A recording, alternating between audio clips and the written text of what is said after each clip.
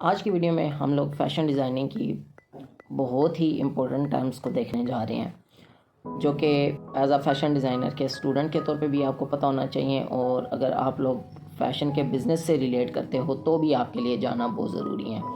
तो क्या है ये टर्म्स, इनमें डिफरेंस क्या है, क्यों ये ज़रूरी हैं और क्या फ़र्क होता है इनके अंदर, आज की वीडियो में हम लोग इसी पर डिस्कशन करने जा रहे हैं। तो आइए वीडियो को स्टार्ट करते हैं।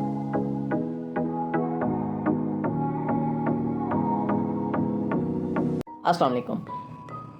आज की वीडियो में हम लोग फ़ैशन डिज़ाइनिंग की दो इम्पोर्टेंट टर्म्स के बारे में देखेंगे, इनका डिफरेंस देखेंगे और ये क्या होती हैं उसके बारे में डिटेल में बात करेंगे।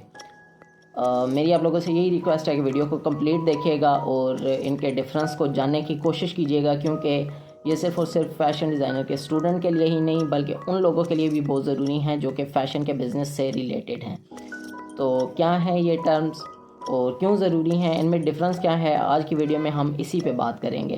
तो आप व्यूवर्स में से ही किसी का कमेंट था कि इस टॉपिक को कवर किया जाए, तो आज मैं इस टॉपिक को कवर करने जा रहा हूँ। और मैं आप लोगों से काफ़ी दफ़ा ये कह चुका हूँ कि अगर आप लोगों के माइंड में किसी भी किस्म का सवाल हो या आप किसी स्पेसिफिक टॉपिक के ऊपर कोई वीडियो चाहते हैं तो कमेंट में मुझे बताया करें, मैं उस टॉपिक को भी कवर करने की कोशिश ज़रूर किया करूँगा।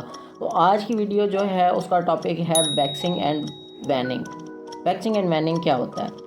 वैक्सिंग एंड वैनिंग जो है वो फैशन डिज़ाइनिंग की बहुत ही इंपॉर्टेंट टर्म्स हैं जिनके बारे में आप सब लोगों का जानना बहुत ज़रूरी है।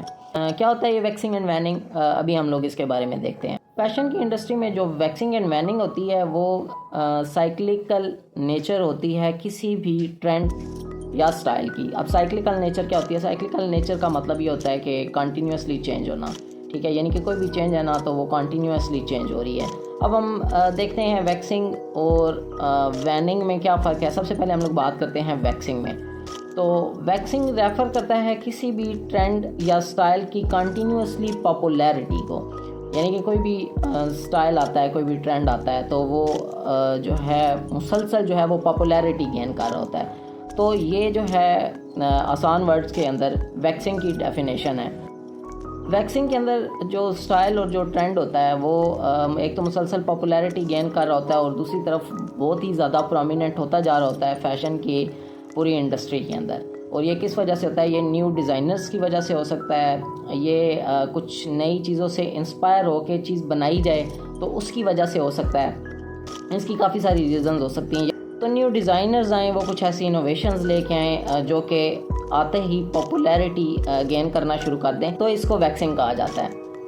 अब हम लोग एग्जांपल्स की को देख लेते हैं वैक्सिंग की कि क्या एग्जांपल्स हैं। मैंने प्रीवियस एक पूरी सीरीज़ जो है वो की है जिसमें मैंने आप लोगों को हिस्ट्री ऑफ फैशन के बारे में बताया है और हमने काफ़ी सारे इन्फ्लुएंसेस देखे हैं। तो आप लोगों ने अगर वो सीरीज़ नहीं देखी तो देख लें, और जिन्होंने देखी है उन्हें इस बात का पता है कि एक जो है वो ट्रेंड और स्टाइल आता था, फिर उसके बाद एक नेक्स्ट और नई इन्फ्लुएंस आ जाया करती थी, और उसमें कई दफ़ा ऐसे हुआ है कि जो नया इन्फ्लुएंस आता था वो ज़्यादा देर नहीं रह पाता था। उसकी वजह ये थी कि जो प्रीवियस इन्फ्लुएंस चल रहा होता था वो इतना फेमस या इतना पॉपुलर हो चुका होता था कि न्यू जो आने वाला इन्फ्लुएंस होता था या ट्रेंड होता था वो ज़्यादा देर नहीं रह सकता था। तो अगर मैं वैक्सिंग की मिसाल दूं तो आप लोगों को याद होगा कि 90s के फ़ैशन थे कुछ जिनमें हाई वेस्ट जीन्स वगैरह थी, और इसके अलावा बेल बॉटम्स, क्रॉप टॉप्स जो हैं वो हैं।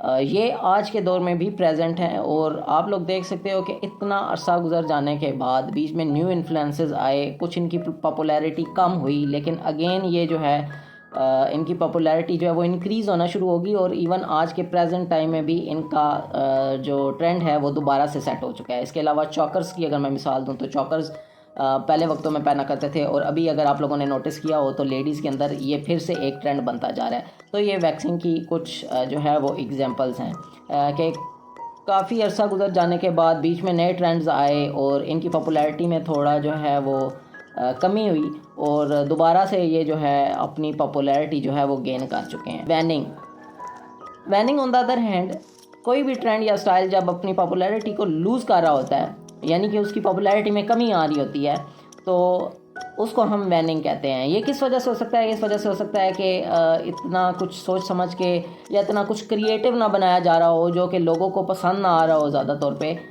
यानी कि उस चीज़ को इंट्रोड्यूस किया जाता है मार्केट के अंदर, लेकिन वो चीज़ इतनी पॉपुलैरिटी गेन नहीं कर पाती। तो क्या होता है कि एक सर्टेन टाइम आता है कि वो अपनी पॉपुलैरिटी जो है ना उसको लूज़ करना स्टार्ट कर देती है, यानी कि लोग उसे पसंद नहीं कर रहे होते तो फिर उसकी पॉपुलैरिटी लूजिंग का शिकार हो जाती है। तो इसको कहते हैं वैनिंग। इस तरह अगर मैं आपको वैनिंग की मिसाल दूँ तो वैनिंग जो है अर्ली 2000 में स्किनी जीन्स को जो है वो इंट्रोड्यूस करवाया गया था, और लेट 2000s यानी कि 2000s के एंड तक में स्किनी जीन्स जो हैं वो एक पीक लेवल तक जा चुकी थी, यानी कि उन्होंने अपनी बहुत सारी पॉपुलैरिटी गेन कर ली थी। फिर क्या हुआ कि फिर लोगों ने जो है वो न्यू ट्रेंड्स और स्टाइल आने की वजह से उनकी परचेजिंग में कमी आई, उनकी पॉपुलैरिटी में कमी आई, और एक सर्टेन टाइम आया जब उन्होंने अपनी जो है वो पॉपुलैरिटी को लूज़ कर दिया और मज़ीद कोई लोग जो है वो उसकी तरफ नहीं जा रहे थे, यानी कि न्यू ट्रेंड्स और न्यू स्टाइल्स ने उन स्किनी जीन्स की जगह ले ली थी। तो ये एक वैनिंग की एग्जांपल है।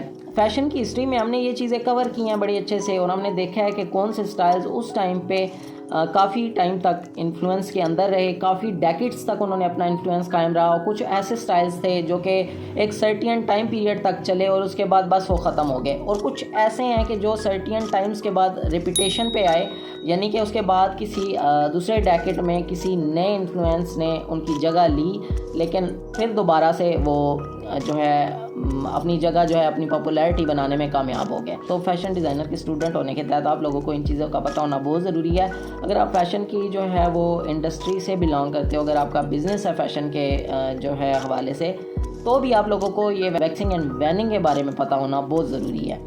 Fashion trends and styles are continuously waxing and waning. इसकी वजह यह है कि न्यू आइडियाज़ आ जाते हैं, इसके अलावा जो है डिज़ाइन रिप्लेस कर दिए जाते हैं पुराने डिज़ाइंस के साथ।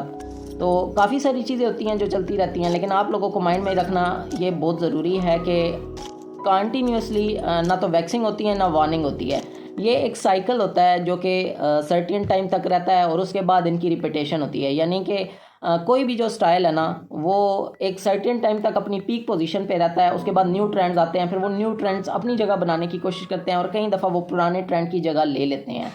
तो आज का टॉपिक वैक्सिंग एंड वैनिंग का था, और मैंने बड़े डिटेल में आप लोगों को समझाने की कोशिश की है, और मैं उम्मीद भी करता हूं कि आप लोगों को इनका डिफरेंस समझ आ चुका होगा। फ़ैशन की इंडस्ट्री में ये क्यों ज़रूरी है इसके बारे में भी आप लोगों को पता चल चुका होगा।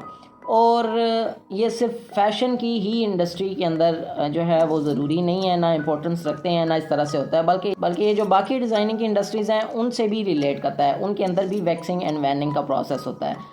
तो इस चीज़ को अपने माइंड में रखिएगा कि क्या होती हैं वैक्सिंग एंड वैनिंग, और कोई भी डिज़ाइन जो है ना वो हमेशा के लिए नहीं रहता, उसकी जो है जगह लेने के लिए हमेशा से जो है वो new ideas, new designs, new trends, new styles पे काम किया जा रहा होता है, और ये चीज़ आप लोगों के माइंड में रहना बहुत ज़रूरी है। अगर आप लोग एज अ फैशन डिज़ाइनर काम कर रहे हो, अगर आप लोग जो है वो फ़ैशन का बिज़नेस कर रहे हो, आप किसी एक चीज़ पे स्टिक नहीं रह सकते, आपको एक्सपेरिमेंट करना होता है, आपको न्यू आइडियाज़ लाने होते हैं, आपको क्रिएटिविटी जो है वो दिखानी होती है, और यही है जो फ़ैशन की इंडस्ट्री में होता चला आ रहा है। तो अगर आप लोगों को आज की वीडियो अच्छी लगी हो तो प्लीज़ वीडियो को लाइक कर दें, अगर चैनल पे नहीं है तो चैनल को सब्सक्राइब कर दें। मेरी प्रीवियस वीडियोज़ अगर किसी ने नहीं देखी हिस्ट्री ऑफ फैशन पे तो प्लीज़ उन्हें देख लें, उनमें काफ़ी डिटेल में बात की गई थी डिफरेंट जो फैशन इन्फ्लुएंस रहे हैं थ्रू आउट द टाइम उनके बारे में।